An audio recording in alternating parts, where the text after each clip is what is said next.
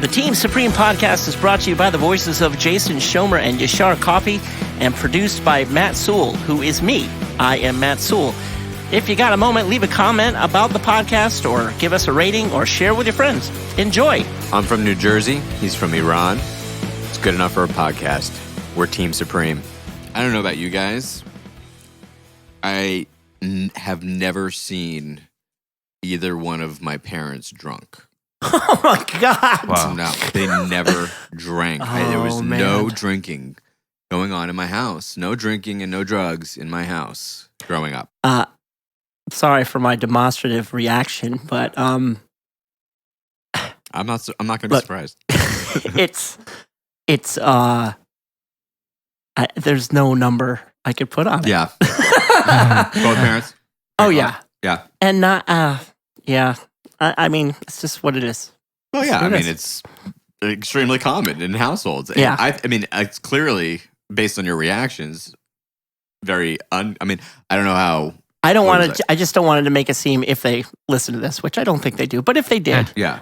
I don't want it to make it seem like, oh, yeah, my terrible, sad parents. Yeah. Because it's not like that. But it's just that's the culture of my family almost. Right. It's just that's that kind of situation. And my dad, being in a band in the 70s, of course. It's just the whole... Well, I don't want to say also, like, my dad had a beer every once in a while. I remember his go-to beer was Michelob, and he'd have one or two. And I'm sure I saw them, like, him a little buzzed or something. My mother never had alcohol. How about now? Right now, my mom drinks very sweet wine. Riesling, Moscato. Gross. Maybe like a nice white Zin. Awful. Yeah. But, and I'm sure she's, she likes it. And the thing is, though, my parents was that they drank and did plenty of drugs when they were growing up, but for some reason, they just stopped. And so I never saw it. They had a liquor cabinet, right? It was in our, what they called our wall unit. Did you have a wall unit growing up? I don't know. No. Well, it's like one of those like pieces of furniture that is almost the size of an entire side of the living room wall, right? So it was like, I can. Like the TV goes in it. Yeah, it also has like probably a liquor cabinet, bookshelves and cabinets and all that shit. A whole thing. It made the whole living room. We had this big wall unit. It was called, and that was my nickname in middle school. Was wall unit. The wall unit. They had a slide down door. That was their liquor cabinet. And it was like things that every bottle was a gift of some kind, right? It was like, nothing was ever bought by them. And it was, I remember the smell of it was like, aging cognac. Just like maybe it was open once to pour like some sort of like chocolate liqueur or something. But I remember whenever they weren't home, I would reach in and just smell it. I'd every once in a while just take a little taste to see what it was like, because they would have no idea if anything was gone or missing. Because they never checked it. Yeah. Now I know there's no alcohol in Iran. Yeah. Up, right? Well, before the Iranian Revolution of 1979, alcohol was not only very prevalent, but I don't remember exactly how many, but there were even like few brands of Iranian vodka back in Iran. And then after the 79, they banned it, but people used to buy it in the black market. And people started making them at home, like homemade vodka. Which is super safe. Oh, way safer than buying. Yeah, it's super safe. My mom had an uncle, and he used to drink a lot. And then one day he was sitting, and he had bought like this vodka from some guy on the street.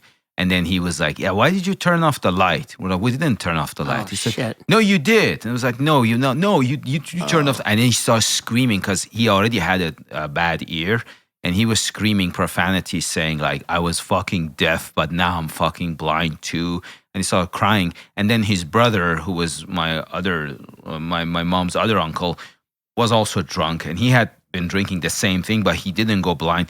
For some reason, it occurred to him to take him to the shower and wash him with cold water. And then that brought his eyesight back, which has no scientific explanation. It was just one drunk guy and then they were like wrestling in the shower. He was like, "No, don't wash me." He was like, No, cold water is going to cure you. How old are you? I'm like 5. Yeah. You're That's just not watching traumatic this at whole all. thing. Yeah. Yeah, I'm like That's not traumatic. I'm like laughing. Like I really like I was enjoying the whole thing. And then he course. started seeing, and then he was like, "Yeah, I'm gonna go find this motherfucker who sold that to me. It was intentional. He wanted to." And it was like, "No, he didn't even know you.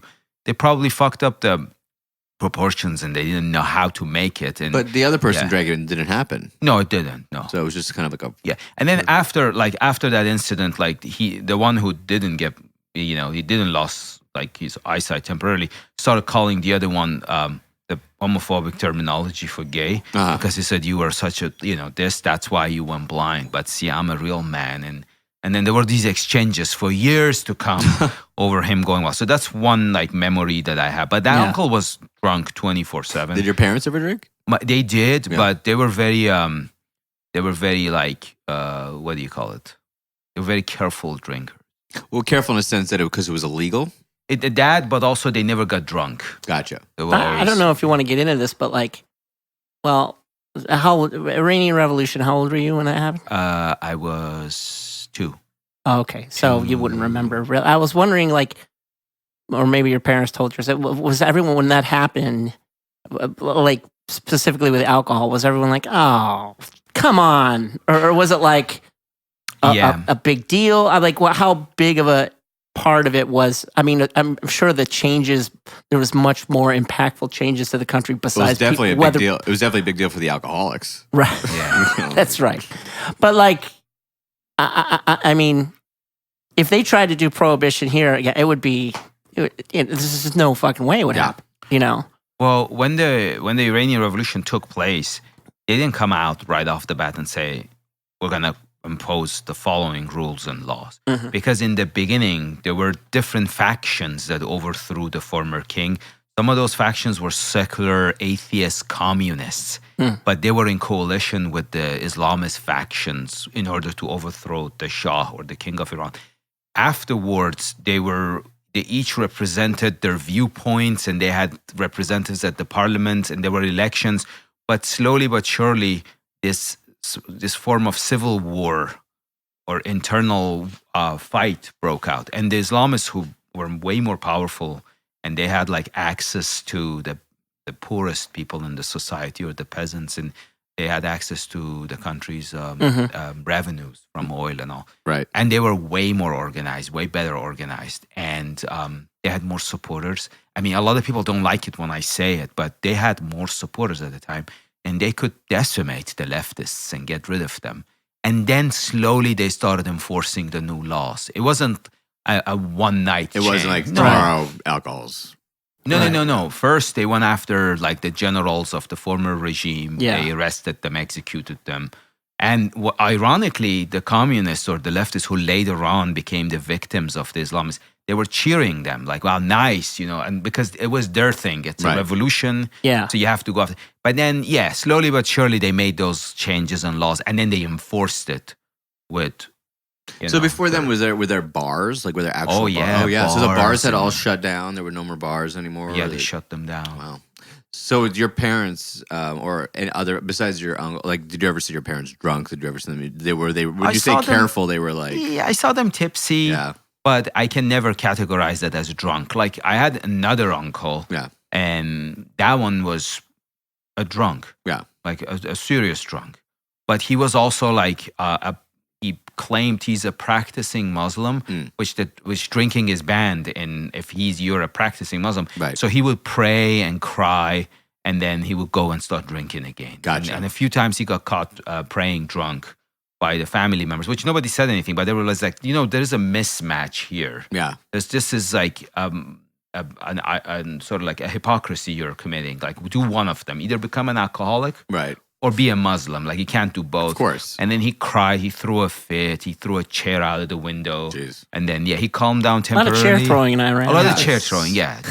That's what I'm. Yeah. You know, get And rid then of the chairs. Yeah, and then one time he was drunk. He got into a fight with my aunt. My aunt left, and then they had a dispute over him being too generous to someone who was very poor. Oh, And then as soon bastard. as she left, he went to the yard, and I remember he knew I'm watching him, so he was like drinking and he was crying, and then he was drinking, and then he started saying like, yeah, in this world you should be a motherfucker, otherwise your wife leaves you. And but he knew I'm watching. He was putting up an act. Right. And then after that, he broke the glass and he took off his pants and peed in the yard.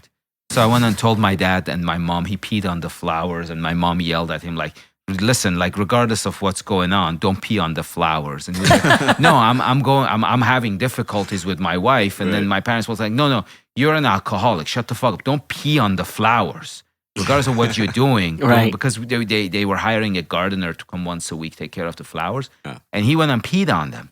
And that was like a real bad thing that happened, like way worse than his alcoholism. Yeah. Anyway.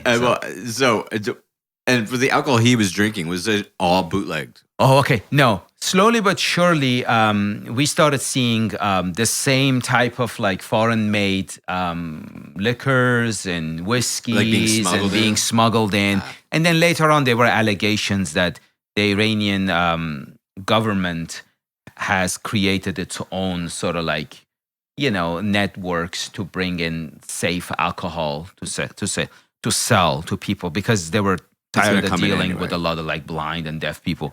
And then later on, they started selling medical alcohol at pharmacies. Really? But That sounds familiar. Yeah, exactly. and these are all just to Recording in California, by the way. yeah, recording. And then they were so like let's say you go to a pharmacy and you find medical alcohol that tastes like strawberry. I mean, you don't put strawberry flavored alcohol on a wound, it's for drinking. So they started like introducing that, and now you can find it anywhere, Gotcha. but it's illegal. But you can find But it you can find it anywhere. First time drunk. I was drunk. Yeah. I one of my first. I have a very early memory of actually taking a swig of beer when I was like 3. Sure. But first actually time drunk, I was 14. Mhm. I went to. It was in New York. Every summer, I'd go back to New York and visit my my dad and my grandmother. I'd lived with them for 3 months. My summer vacation early on. Right.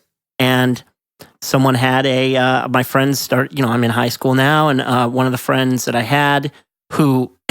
My childhood friends from upstate New York, they went on to become pretty big partiers. Yeah. Heads. Mhm. Let's just call them heads. Gotcha. Like they were rock and roll, ready to go. And I obviously went in that direction, but in the slower. Right. So when I was up there was a keg party. And, I had drank beer before, but not to the point where I felt myself getting drunk. Like maybe I had 1 beer, Right. but I think I had 2 solo cups of keg beer, and that was that. Like I remember walking home. I walked home on train tracks. I just remember kind of being kind of out of it and going, okay, I need to get past my grandmother. Like I have to navigate that interrogation when I get home. And I think she knew, but didn't call me out on it. And I went straight to bed. I didn't throw up or anything. I didn't get sick. I just remember going, oh, this is it. I'm drunk. Yeah. Like, this is it. And I didn't have a hangover. It wasn't that bad. But there was a gap of, I guess I probably drank a few times after that. But I remember going, all my friends, when I was a junior in high school, my friends went to the University of Florida and they got an apartment together, a fresh. So when I was still, I guess it was the summer between me being a junior and senior, they went up for summer. We went up there to party one weekend or to visit them. And I remember drinking a 6-pack of Ice House. Oh, yeah, of course. And I threw up. Hammered. I passed out. Yeah. Just a 6-pack of beer. Which, I mean, come on, guys. I could get that done by sundown. Finish that in front of us. But yeah, that was 14. What about you? First time drunk? Well, when I was a student in England in a city called Coventry, I had a classmate. He was from Latvia, and it was my 23rd birthday, and he asked me to go over to his place. And I had this roommates from Cyprus, and 2 of them came, and then we started he introduced us to this thing called the Southern Comfort. Southern Comfort. Yeah. Sure. It was my first time. I had a shot. It was very sweet. I had a second. Long story short, I had 12 shots. Oh boy. Which are like just to be clear, Southern Comfort is half the alcohol of a normal. It's 40. It is? Yeah. So I never knew that. as the current alcohol expert in the room. Yeah, no. I yeah, mean, like something that's 80 proof, like your Jack Daniels would be 80 proof. Southern's half that. I never knew that. Yeah, it's I not, never really drank. it's- I've tried Southern Comfort, but I've never Yeah. drank it. Anyway, continue. Yeah. Long story short, I got extremely drunk. Yeah. And then I got into a verbal fight with this other guy, and I don't remember how it exactly went down. But a chair was thrown. No chair was thrown. But one of us broke the coffee table, and then I was dragged out of that place by my roommates. They took me home, and I remember I got on my knees and I started.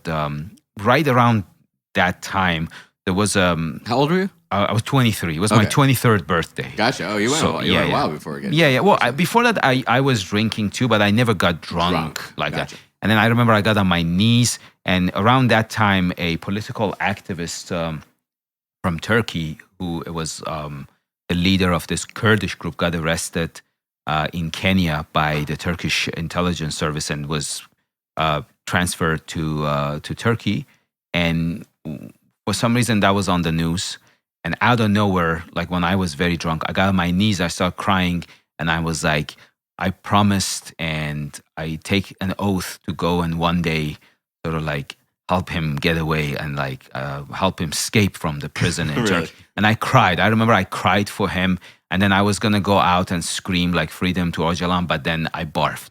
Oh, yeah. I barfed, Nice. and then I slept in my vomit. The next day I woke up, and ever since then, I have never ever been like drunk. Really drunk. Really? That was the one time. That's the only That's time, your time because ever. I was so repulsed and disgusted by myself It was a bad. that I have never ever tried to get that drunk. That drunk. I've always been super careful because I don't know. To me, what I did that night was just a no. Yeah. Yeah. You didn't like that feeling of losing control like that. Yes, and also I don't want to bash the relatives or the family any further. Right. But I had seen other stuff from the family Sure. members that I was like, this is really disgusting and stupid. And that night, I sort of like manifested a little bit of what I had seen as a child. Right. So I I'm feel like like, I've had- I was not going I to. feel like I've had a few discussions with people that I'm always fascinated with people that don't drink at all, but like just fascinated what their reasons are. And almost I feel like plenty of times I've had conversations where it was based on their observations of other people drunk Yeah. when they were growing up. I had, this guy who kind of turned out to be my mentor in college. He was older than me. He was an ROTC. He was on the lacrosse team with me, the club lacrosse team, and he was from Miami. And he was one of the hardest partiers I knew, and he was sober. And he partied so fucking hard, and he hooked up with so many girls. And I asked him at one point, I'm like, so what's the deal? Why don't you drink? And he basically, similarly, but in a little bit, he did like $15,000 worth of property damage after he got drunk and he just fucking went crazy. Wow. And he was like, yeah, that was it for me. Yeah. And this guy was 26 now when he's telling me this. Right. So, obviously somewhere, maybe it was when he was in high school or early 20s, but to have the kind of awareness in your 20s to go, that's going to be it for me. Yeah, it takes a with that- specific type of person. Yeah, it really does, because, I've done a tremendous amount of stupid things drunk. Well you know. over 15,000. Well over. Yeah. I mean, I can't even get into some of the. I mean, Oh, I've seen some of it. I remember listen, I was at my apartment complex in college. I teed up golf balls and would drive them with a driver into the other apartment complex. And while I was doing it, this is going across a 6-lane intersection. oh my God. So I'm driving golf balls over a 6-lane intersection where cars are stopped Oh man. into a another apartment complex across the way, and I did like 15 in a row. Oh my God. One of them I hit the broadside of an 18-wheeler, like boom! It hit the. Damn. Anyway, so My first time was I remember I was in I had a beer here and there before, like I had tried alcohol, but the first time I ever really got drunk was the end of the summer before going into high school. So it was like in between middle school and high school.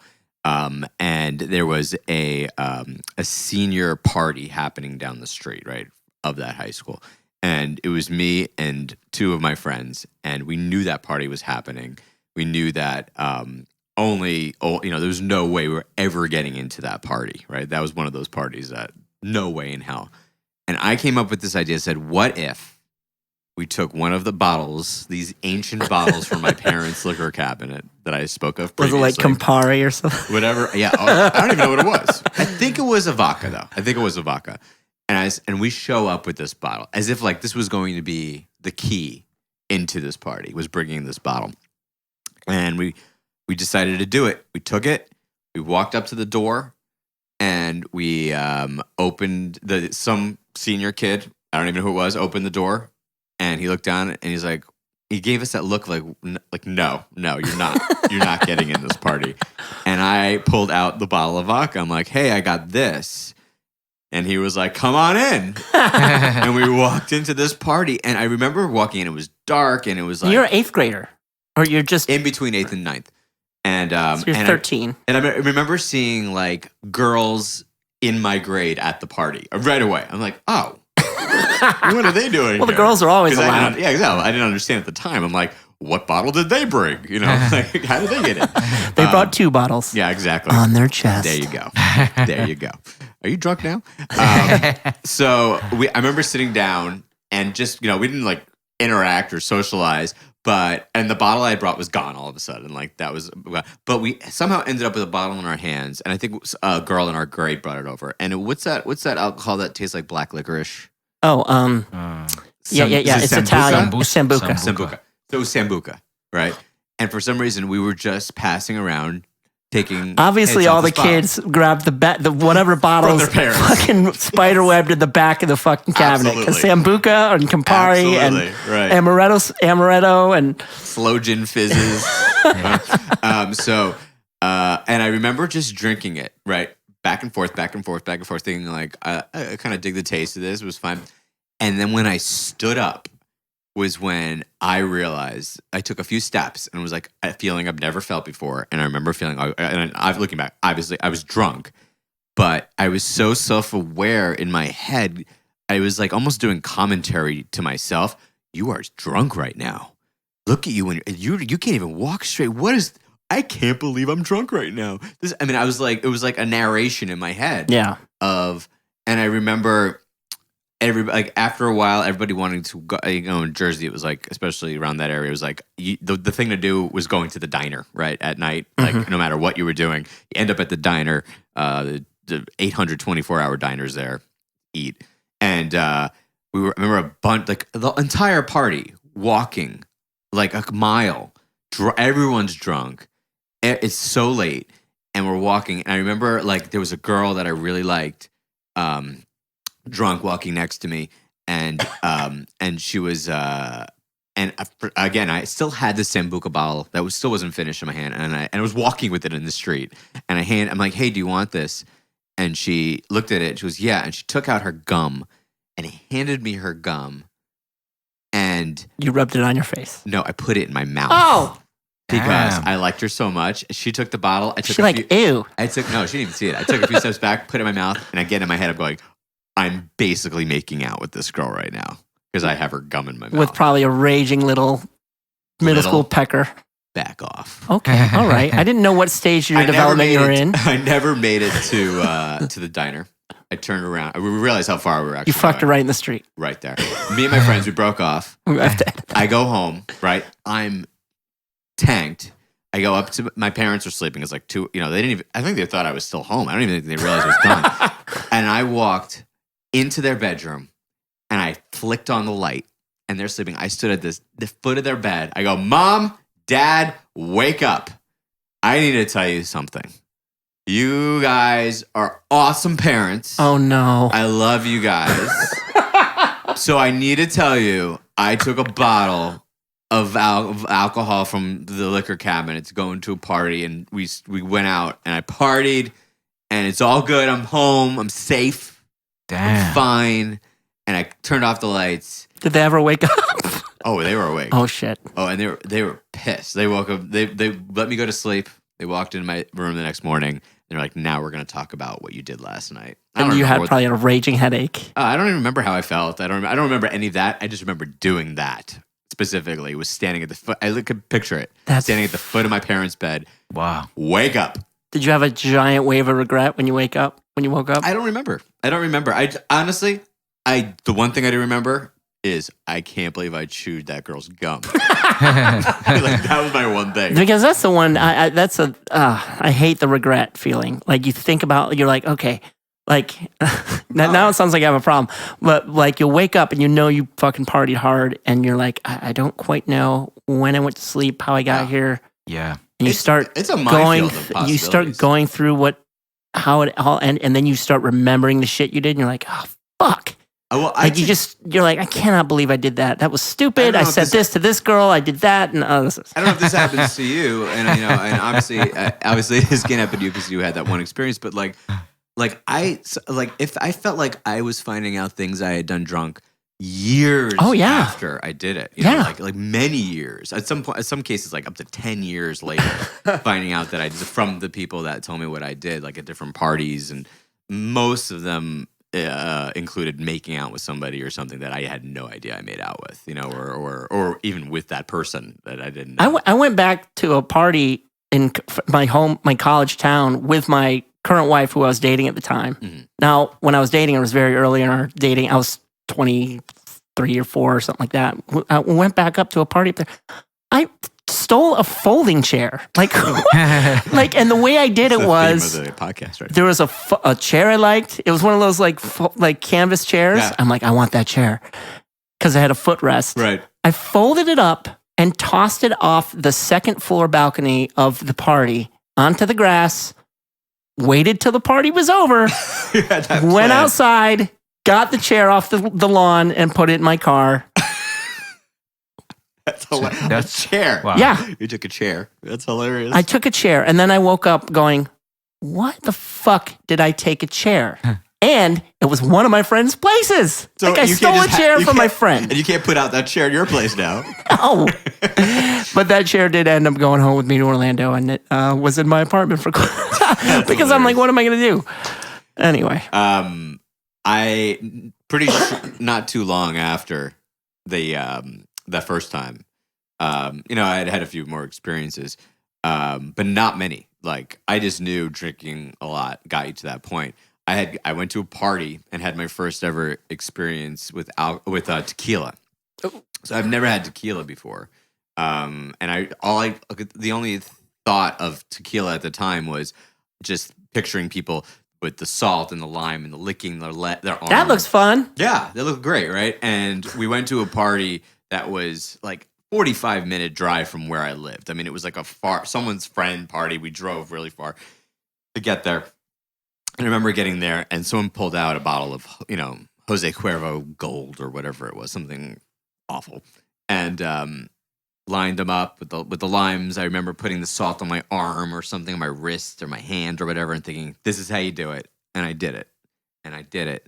And I had 15 shots in under 30 minutes because I didn't know what I was doing. Dude. Because I was like, for some reason, my own, I think at the time my only experience was that Sambuca. So like thinking the strong taste of alcohol made it a harder alcohol. I don't know why. That was just how I thought. And so for some reason the tequila had like a watered down taste to it. Like it just didn't taste much. No, they watered it down. Oh, probably. But whatever. If it had water, tequila is like fucking jet fuel. But I'm talking about compared to Sambuca. When it was like I guess so. There was no for some reason, because it was lighter, I thought that the drunk, and I really wanted to get drunk because I had such a good time that first time. I really, really wanted to get drunk again. No. So I was like, This is going. I need to get as drunk as possible because that was an amazing feeling, and I had such a great time. Besides my parents, like that was such a great time. And sure enough, I had probably about 15, 20 minutes of an amazing time, and that turned into hours. The hospital. Yeah. Well, it turned into hours of throwing up in this strange house and the party going on around me while I was in the bathroom. Damn. But I don't remember exactly how I even got home, but I know my friends they told me later that I was like pale as a ghost.